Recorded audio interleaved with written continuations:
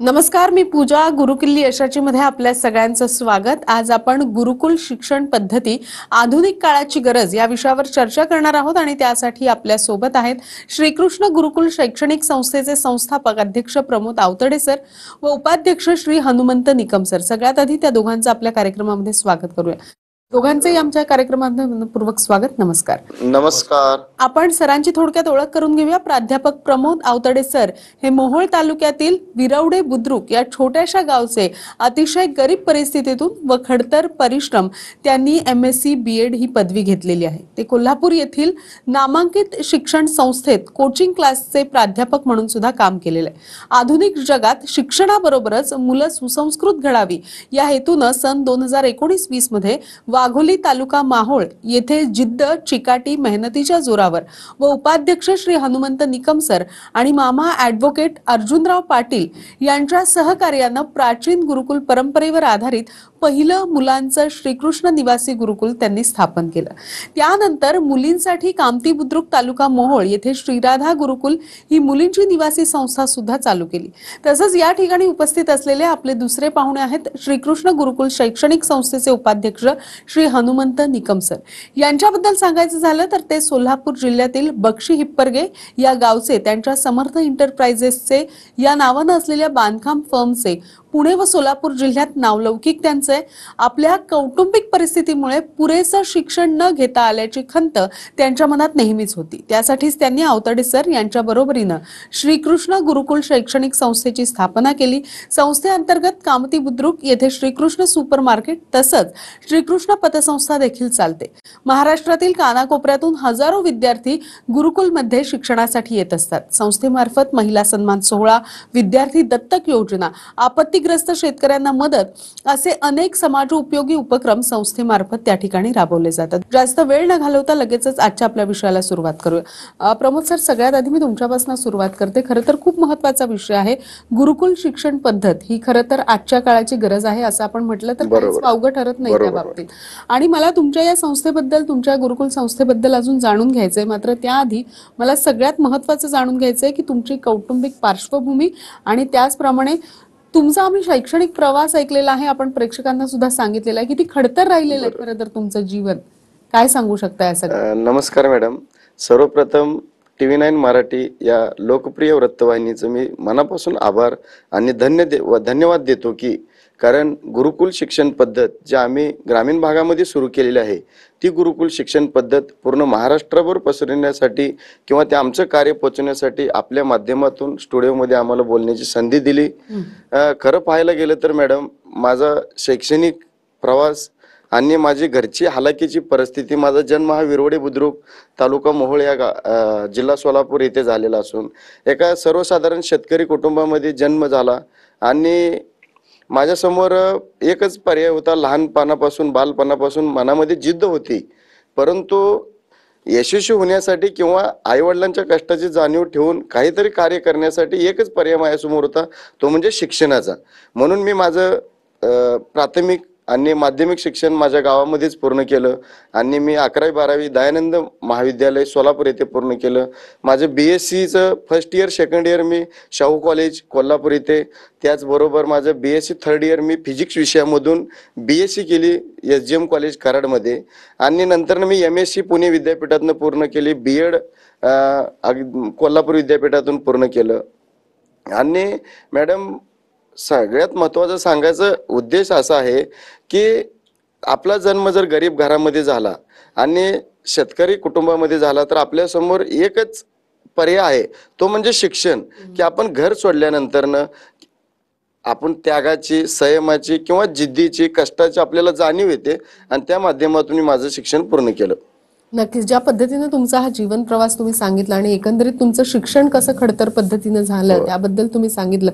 सगळ्यात महत्त्वाचं आज आपण बोलतोय गुरुकुल शिक्षण पद्धतीबद्दल. तर मला हे विचारायचंय की ही पद्धत सुरू करण्यामागे तुमची प्रेरणा कशी होती किंवा कशी मिळाली आणि सगळ्यात महत्त्वाचं म्हणजे उद्देश काय होता बरोबर हे सगळं सुरू करण्यामागे? माझं महाविद्यालयीन शिक्षण हे गाव सोडून बाहेरगावी शहरामध्ये झालं आणि मी माझं शिक्षण घेत असतानाच मला अनेक समस्याला तोंड द्यावं लागलं.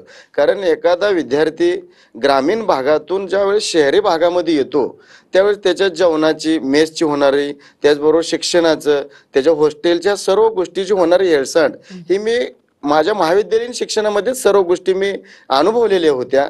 त्यामुळे माझ्या मनामध्ये होतं की आपण सुद्धा एखादी कॉलेज, अशी एखादी शाळा काढावी की त्या शाळेमध्ये, त्या कॉलेजमध्ये की मुलांच्या जेवणाची सोय, मुलांच्या राहण्याची सोय, मुलांच्या शिक्षणाची सोय. मग शिक्षण पूर्ण झाल्यानंतर मी ज्यावेळेस नोकरीसाठी बाहेर पडलो त्या टायमाला मी अशाच एखाद्या निवासी शाळेमध्ये काम करत होतो.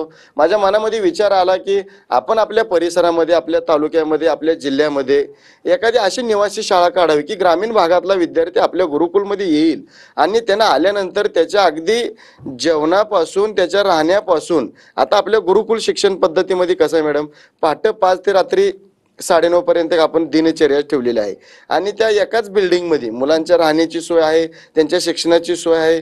अगदी मुलांना शिकवणं, त्यांना अभ्यास देणं, त्यांचा अभ्यास करून घेणं, ह्या सर्व गोष्टी एकाच छताखाली आणण्यापाठीमागं थोडासा अभ्यास केल्यानंतर माझ्या लक्षात आलं की आपली प्राचीन जी शिक्षण पद्धती आहे ती गुरुकुल शिक्षण पद्धती आहे आणि त्याच्याच आधारे मी आता चालू युगामध्ये गुरुकुल शिक्षण पद्धती रुजवण्याचा प्रयत्न करत आहे. नक्कीच. ज्या पद्धतीने तुम्ही सांगितलं की तुम्हाला ही प्रेरणा कशी मिळाली आणि तुमचं नेमकं उद्दिष्ट काय आहे, त्याचप्रमाणे मला असं विचारायचं आहे, आता आपण थोडंसं तुमच्या गुरुकुल शिक्षण संस्थेमध्ये येऊया आणि त्याच्याबद्दल बोलूया.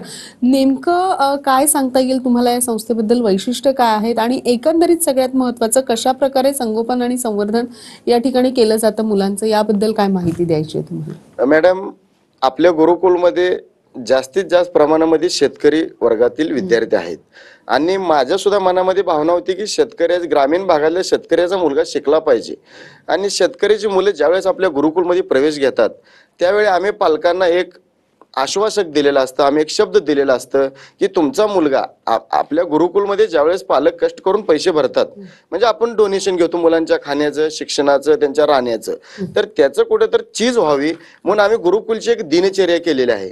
आम्ही पहाटे 5 वाजता मुलांना उठवतो, अगदी 5 ते 5:30 पर्यंत मुलं फ्रेश वगैरे होतात. 5:30 ते 6:15 हे आपल्या गुरुकुल मध्ये जे शिक्षक वास्तव्यच आहेत, कारण आपण नावच गुरुकुल शिक्षण पद्धती दिलेलं आहे. कारण पूर्वीच्या काळी विद्यार्थी, गुरुकुल याचा अर्थच आहे की विद्यार्थी गुरूंच्या घरी किंवा जिथं गुरु राहतात तिथं त्यांच्या जवळ राहून मुलं घडविण्याचं काम गुरु करत होते. त्याच पार्श्वभूमीवरती आम्ही साधारण आपला पहिला लेक्चर्स होतो मॅडम 5:30 ते 6:15 वाजेपर्यंत आणि मुलांचा पहाटेच्या वेळेस जो अभ्यास केलेला असतो तो एकदम कॉन्सन्ट्रेटली मुलं अभ्यास करतात, म्हणून त्यावेळेस आम्ही सकाळी एक स्टडी पिरियड घेतो.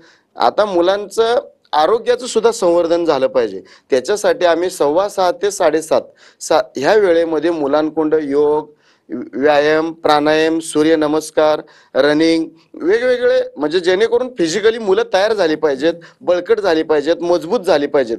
आणि त्यानंतर हा व्यायाम वगैरे झाल्यानंतर मुलं फ्रेश वगैरे होतात. 8:30 ते साधारण 9, 9:15 पर्यंत आम्ही गुरुकुलमध्ये आध्यात्मिक प्रार्थना घेतो. कारण बाल मनावरती जर आपण आध्यात्मिक जर मुलांवरती संस्कार केले, कारण लहान वयी जर आपण मुलांना संस्कार चांगले दिले तर त्या मुलाच्या मनावरती, कारण विद्यार्थी अनुकरण प्रिय विद्यार्थी असतात, त्यामुळे त्या विद्यार्थ्यांना आध्यात्मिक प्रार्थना असतात. श्रीकृष्ण गुरुकुलच भगवंताच्या नावानं असल्या कारणानं आम्ही गुरुकुलमध्ये अगदी भगवंताच्या प्रार्थना, जेणेकरून मुलांच्या मनातली क्रूरता, ध्यानधारणा, कॉन्सन्ट्रेशन ह्या सर्व गोष्टी करतो. 9:30 वाजता आपले लेक्चर वगैरे सुरू होतात. साधारण 12 पर्यंत आमचे तासिका 1ली, 2री, 3री होती आणि ह्याच्यामध्ये काय, सकाळी मुलांना नाश्ता सुद्धा दिला जातो 8:30च्या आसपास आणि 12 वाजता मुलांना जेवण असतं. मुलं पहाटे 5ला उठलेले असतात, ते रात्री 10:30 पर्यंत अभ्यास करत असतात, कारण तेवढी मुलांची एनर्जी नसती म्हणून आम्ही दुपारी काय करतो, जेवण झाल्यानंतरनं 12:30 ते 1:15 तासभर मुलांना दुपारी विश्रांतीसाठी वेळ देतो.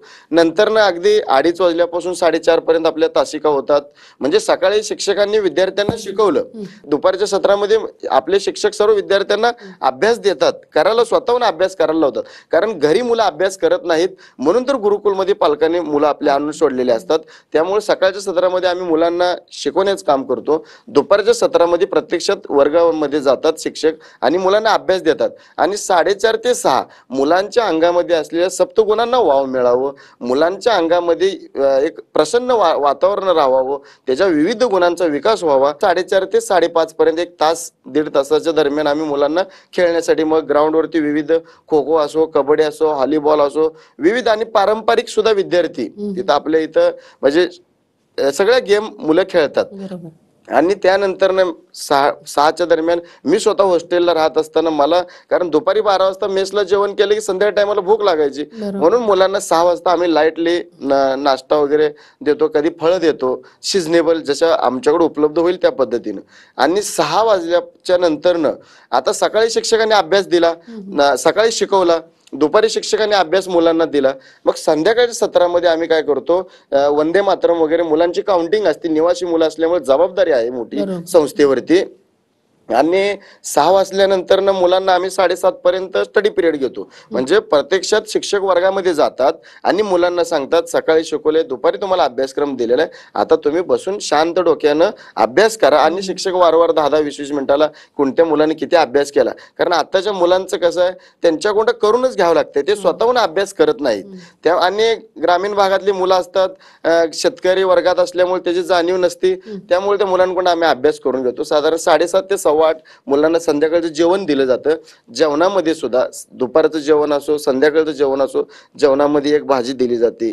त्यानंतर पोट भरून त्यांनी खाईल तेवढी चपाती, राईस, काकडी, गाजर, सॅलड कोणत्या नको, जेणेकरून आपल्या गुरुकुलमध्ये आलेल्या विद्यार्थ्यांना एक अर्धीभर चपाती जास्त खावावी, जेणेकरून मुलाचं आरोग्य चांगलं राहावं. म्हणून वेगवेगळ्या पद्धतीचं वेगवेगळं जेवण रोज हरेक असं आम्ही एक वेळापत्रकच दिलेलं आहे. आणि नंतर सगळ्यात महत्वाचं, जेवण झाल्यानंतर 8:15 ते 9:15 पर्यंत सकाळी शिक्षकांनी आपला अभ्यासक्रम शिकवला, दुपारी अभ्यासक्रम दिला, संध्याकाळी स्टडी केला. मग 8:15 ते 9:15 स्वतः प्राचार्य असो किंवा मी स्वतः किंवा माझ्या मिसेस मोनिका मॅडम, समितीच्या सचिव स्वाती मॅडम, आपल्या श्रीकृष्ण गुरुकुलचे, MB चव्हाण गुरुकुलचे, राधा गुरुकुलचे प्राचार्य हे निवासीच असल्या कारणानं प्रत्यक्षात ते अभ्यासक्रम तपासतात. टाचन वहीनुसार शिक्षकांनी शिकवलेला अभ्यास विद्यार्थी करतात का. आणि 9:15 वाजता मुलांना आपण काय करतो की एक पेलाभर दूध वगैरे देऊन मुलांना शांत झोप लागावी. आणि 9:30 वाजता आपलं शेड्यूल संपतं पूर्ण गुरुकुलची दिनचर्या. 9:30 ते 10:30 या वेळेत 10वी 12वी आणि स्कॉलरशिप, NTS, MTS किंवा विविध स्पर्धा परीक्षा ज्या शालेय स्तरावरती असतात, सगळा अभ्यासक्रम अजून एक एक्स्ट्रा 1 तास 9:30 ते रात्री 10:30 वाजेपर्यंत मुलांकडून करून घेतो. नक्कीच. मला तुमच्याकडनं या संस्थेबद्दल अजूनही जाणून घ्यायचं आहे. हनुमंत सर सुद्धा आपल्या बरोबर आहे, त्यांच्याकडनं सुद्धा मी अजून माहिती घेणार आहे. मात्र इथे एका छोट्याशा विश्रांतीची वेळ झाली आहे, लगेचच भेटतोय. तुम्ही कुठेही जाऊ नका, पाहत राहा गुरुकिल्ली यशाची.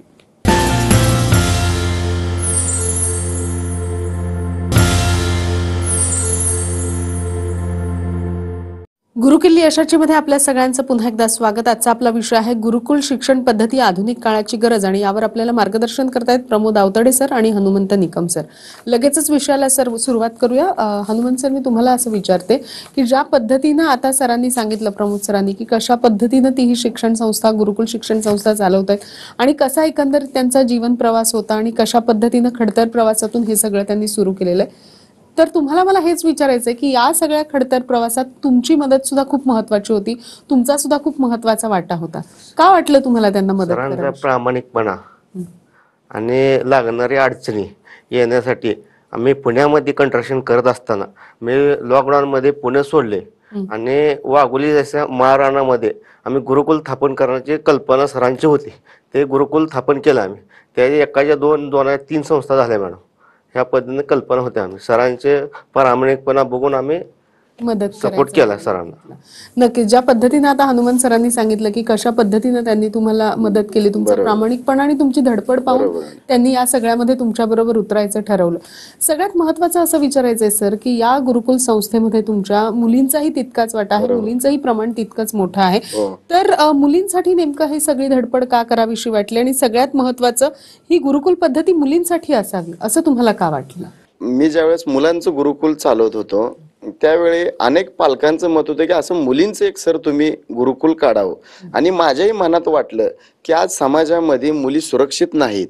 मग मुली सुरक्षित नाही तर आपण त्या समाजातील त्या चाललेल्या वातावरणापासून निदान थोड्या तरी मुली आपण कशा सुरक्षित ठेवता येईल, तर आपण आपल्या संकल्पातून श्रीकृष्ण गुरुकुल शिक्षण संस्थेच्या अंतर्गत श्री राधा गुरुकुल कामती बुद्रुक कामती या ग्रामीण भागामध्ये मी मुलींचं निवासी गुरुकुल सुरू केलं. आणि आपल्या गुरुकुलचं वैशिष्ट्य असं आहे मुलींच्या, की गुरुकुलमध्ये अगदी वॉचमॅन पासून प्राचार्यांपर्यंत जो स्टाफ आहे तो सर्व लेडीज स्टाफ आहे. आपल्या मुलींच्या निवासी गुरुकुलमध्ये त्या पूर्ण बिल्डिंगमध्ये पुरुष, मुलगा, मोबाईल, टीव्ही ह्या गोष्टी अलाउडच नाही. तुम्ही म्हणाल की मुलगा पुरुष अलाउड का नाहीये, तर मॅडम काय आहे, आजच्या ह्या समाजा मुलींचं जे आता तुम्ही पाठीमागे ज्या पुण्या स्वारगेटमध्ये घडलेल्या मुलींच्या ज्या घटना पाहता, तर मला वाटलं की मुलींच्या गुरुकुलमध्ये आपण एक आगळं वेगळं काय करता येईल का. त्यामुळे मी ग्रामीण भागातल्या महिलांची मेंटॅलिटी केली, अगदी वॉचमॅन सुद्धा तिथं लेडीज ठेवला. आणि आज मुलींचं मी 1 वर्षभर गुरुकुल चालू, आता दुसरं वर्ष साधारण 360 विद्यार्थिनींचं हे निवासी हॉस्टेल आहे. आणि मुली ह्या अभ्यासामध्ये जास्त कॉन्सन्ट्रेशन करतात. आणि आपण पाहता रिझल्टमध्ये सुद्धा म्हणजे अगदी 100 पैकी 10वी 12वीला मुलींचं 100 पैकी 100% मार्क पडतात. आणि अतिशय छान पद्धतीने एक मुलींचं गुरुकुल सुद्धा आज कामती या परिसरामध्ये सुरू आहे मॅडम. नक्कीच. त्याच पद्धतीनं सर मला असं विचारायचं आहे की सगळ्यात महत्वाचं असतं की पालकांचा सुद्धा सहभाग या सगळ्यामध्ये. तर तुमच्या या गुरुकुल पद्धतीमध्ये खरंच पालकांनी सुद्धा तितका सहभाग घेतलेला आहे का, ते सुद्धा तितकंच कॉपरेट तुम्हाला करतात? खरं तर मी पालकांचा कायमस्वरूपीचा ऋणी राहील, कारण माझ्याकडे काहीच नव्हतं. मला निकम सर, त्यांच्या पत्नी स्वाती मॅडम, माझी पत्नी मोनिका मॅडम, माझे मामा अर्जुन तात्या पाटील, तसेच परिसरातील अनेक जणांनी मला मदत करून मी गुरुकुल शिक्षण संस्था स्थापन केली. आणि ह्याच्यामध्ये पालकांचं फार मोठं योगदान आहे. आज मी ऍडमिशनला ज्या ज्या वेळी पालकांच्या म्हणजे ग्रामीण भागामध्ये शेतावाड्या वस्त्यांमध्ये मी फिरत असतो, त्यावेळेस पालक म्हणतात की तुमच्या हातून एक सर चांगलं कार्य व्हावं लागलेलं आहे. आणि ह्या पालकांचं मत आहे की आज समाजामध्ये म्हणजे मुलं घरी असतील तर अभ्यास करत नाहीत, गुरुकुलमध्ये राहिली तर मुलांना ती आई वडिलांच्या कष्टाची जाणीव अगदीच पहाटे उठल्यापासून रात्रीपर्यंत त्यांना हर एक सेकंदाला आई वडिलांच्या आठवण येते. आणि आई वडिलांचं सुद्धा महत्व मुलांना कळतं की आपली सगळी कामं आई करते, आज गुरुकुलमध्ये आलं तर सगळं काम आपल्याला करावं लागतं. त्यामुळे पालकांचा चांगला रिस्पॉन्स आहे. आज प्रत्येक पालक ज्या त्याच्या कामामध्ये व्यस्त आहेत. गुरुकुलच्या शिक्षणाच्या माध्यमातून आम्ही विद्यार्थी घडण्याचं काम करत आहोत. नक्कीच. जसं तुम्ही म्हणालात की गुरुकुलच्या माध्यमातून तुम्ही विद्यार्थी घडवण्याचं काम करताय, तर गुरुकुलमधनं जेव्हा विद्यार्थी बाहेर पडतो शिक्षण घेऊन आणि गुरुकुलमध्ये जेव्हा विद्यार्थी येतो, ह्यामध्ये खूप मोठी तफावत. बरोबर. येणारा विद्यार्थी आणि शिक्षण घेऊन बाहेर पडलेला विद्यार्थी यामध्ये तुम्हाला काय फरक जाणवतो? मॅडम, ज्यावेळेस आपल्याकडे विद्यार्थी येतो त्यावेळेस मुलगा अगदी 7वी 8वी 9वी 10वी पर्यंत गेलेला असतो, पण त्याला लेखन आणि वाचन कौशल्य सुद्धा येत नाही. आज ही शोकांतिक आहे. मला याची खंत वाटते. आपल्या माध्यमातून मी सर्वांना सांगतो की या मुलांची गुणवत्तेची पातळी जी आहे ती पूर्णपणे घसरलेली आहे. तर गुरुकुलमध्ये विद्यार्थ्यांना प्रवेश घेतल्यानंतर ना आम्ही काय करतो, गुरुकुलमध्ये गरुड कक्ष नावाचा एक कच्च्या मुलांचा वर्ग चालवतो. गुरुकुलमध्ये प्रवेश दिल्यानंतर ना आम्ही पालकांना कॉल करून सांगतो की विद्यार्थी सोडून गेल्यानंतर ना की तुमच्या मुलाला लिहायला वाचायला सुद्धा येत नाही, ह्याला शाळेचा 9वी 10वी 11वी 12वीचा अभ्यासक्रम शिकवून काही फायदा नाही. कारण फाउंडेशन बेस पक्का असेल तर आपण पुढच्या सर्व गोष्टी शिकू शकतो, त्याची गुणवत्ता, मेरिट लिस्ट वगैरे बाकीच्या गोष्टी नंतरनं. त्यामुळे गुरुकुलमध्ये गरुड कक्ष आहे. त्या गरुड कक्षामध्ये जी कच्ची मुलं आहेत त्यांना अगदी 12 ABCD पासून त्या मुलांवरती महिना 1.5 महिना 2 महिने आम्ही ते वाचन लेखन, पाडे असो, बेरीज, गुणाकार या सर्व गोष्टी परफेक्ट करतो. आणि नंतर ना तो मुलगा ज्या वर्गातला आहे त्या वर्गात त्याचा जे शालेय अभ्यासक्रम आहे तो शिकवण्याचं काम करतो. आणि ज्यावेळेस या कच्च्या मुलांना आम्ही शालेय म्हणजे जे बेसिक सगळं शिकवत घेत असतो त्यावेळेस जी हुशार मुलंही गुरुकुलमध्ये आले त्यांचं नुकसान होतं कामा नये. म्हणून आम्ही काय करतो, त्या मुलांना 8वी पासूनच IIT, JEE, नीट, फाउंडेशन कोर्स, स्पोकन इंग्लिश अशा माध्यमातून त्याही मुलांना जेणेकरून ते आयुष्यामध्ये यशस्वी होतील आणि चांगल्या मेरिटमध्ये गुणवत्तेमध्ये त्यांच्या आयुष्याचं कल्याण होईल असं कार्य करतो. नक्कीच. आणि सगळ्यात महत्वाचं तुम्ही जे शिक्षण पद्धतीबद्दल बोलताय, तर आताची शिक्षण पद्धती आणि तुमच्या गुरुकुल मधली शिक्षण पद्धती यामध्ये खरंच तुम्हाला फरक वाटतो का, आणि काय फरक वाटतो? फार मोठा फरक आहे मॅडम. कारण मुलगा ज्यावेळेस घरी असतो त्या टायमाला तो 4 तास 5 तास शाळेमध्ये असतो, त्याचा येण्या जाण्यामधला वेळ वगैरे वाया जातो. गुरुकुलमध्ये पहाटे 5 वाजल्यापासून रात्री 9:30 10 एखाद्या विद्यार्थ्याला IAS IPS लहान वयापासून त्याने जर स्वप्न बघितलं असेल तर तो जास्तीत जास्त काळ हा गुरुकुलमध्ये रात्री 11 वाजेपर्यंत 12 वाजेपर्यंत सुद्धा अभ्यास करू शकतो. त्यामुळे यशस्वी होण्याचं आणि मुलांना संस्कार चांगले लागतात. कारण गुरुकुल संस्थाच आपल्या भगवान श्रीकृष्णाच्या नावाने असल्यामुळं मुलांना आम्ही आध्यात्मिक सर्व ज्ञान देतो. बाहेरचा विद्यार्थी आणि गुरुकुलमधून जो विद्यार्थी बाहेर जातो त्यावेळेस पालक सांगतात, सर गुरुकुलमध्ये विद्यार्थी आम्ही ऍडमिशन घेतलं त्यावेळेस हा मुलगा फार खोडकर होता, हा घरी 1 मिनिटही बसत नव्हता, पण आता मुलगा सर आल्यापासून म्हणजे अगदी लवकर उठतो, आई वडिलांच्या पाया पडतो. तुम्ही अतिशय चांगल्या पद्धतीचे गुरुकुलमध्ये संस्कार दिलेत आणि त्याच्या यशस्वी होण्यासाठी मोठमोठ्या स्वप्नांविषयी तो घरी आल्यानंतर न बोलतो. हा गुरुकुल मधल्या संस्कार आणि शिक्षणाचा बाहेरचा विद्यार्थी आणि गुरुकुलच्या विद्यार्थ्यांमधला फरक आहे. त्याचप्रमाणे तुमची जी ही गुरुकुल संस्था आहे, श्रीकृष्ण गुरुकुल संस्था, त्यामध्ये तुम्हाला आणखीन भविष्यात काय काय प्रयोग करायचे किंवा भविष्यातल्या योजना तुमच्या नेमक्या काय, कुठे पाहता तुम्ही तुमच्या संस्थेला? माझं एक मॅडम स्वप्नच आहे. मी स्वतः गरीब घरातून शेतकरी कुटुंबातून आल्यामुळं शेतकऱ्याची मुलं गुरुकुलमध्ये मी 4थीला ऍडमिशन म्हणजे मुलाच्या बाल वयाला मी प्रवेश देणार आणि अगदी ग्रॅज्युएशन पर्यंत मला ह्या गुरुकुलमध्ये त्या मुलांच्या कोर्सेस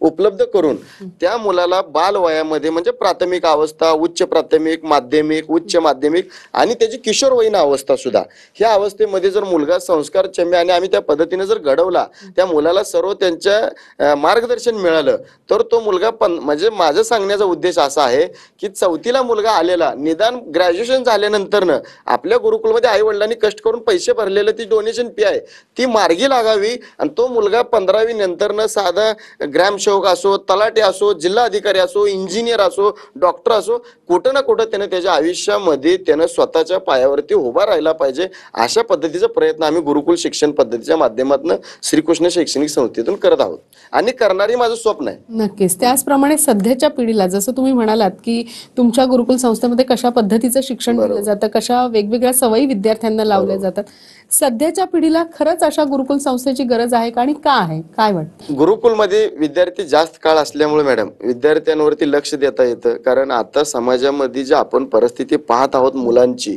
पूर्वी कसं होतं ग्रॅज्युएशन लेवलला मुलं मुली चुका करत होत्या, पण आता हे 8वी पासूनच सर्व सुरू झालेलं आहे. त्यामुळं ही सगळं फास्ट मोबाईलचं जग आहे. ह्या मोबाईलच्या दुनियेमुळं तंत्रज्ञानामुळं मुलगा सुरक्षित ठिकाणी चांगल्या वातावरणामध्ये निसर्गरम्य वातावरणामध्ये चांगल्या संस्कारामध्ये आणि मला वाटतं खरं तर तुमच्या श्रीकृष्ण गुरुकुल संस्थेमध्ये, गुरुकुल शिक्षण संस्थेमध्ये मुलगा किंवा मुलगी अगदी सेफ आहेत किंवा व्यवस्थित आहेत आणि एकंदरीत त्यांचं शिक्षण सुद्धा खूप छान पद्धतीनं होत आहे असं आपल्याला वाटतं. तुम्ही इथे आलात दोघंही आणि तुमच्या या संस्थेबद्दल खूप छान माहिती आमच्या प्रेक्षकांना दिली, त्याबद्दल आपले मनपूर्वक आभार. नमस्कार. ओके, धन्यवाद.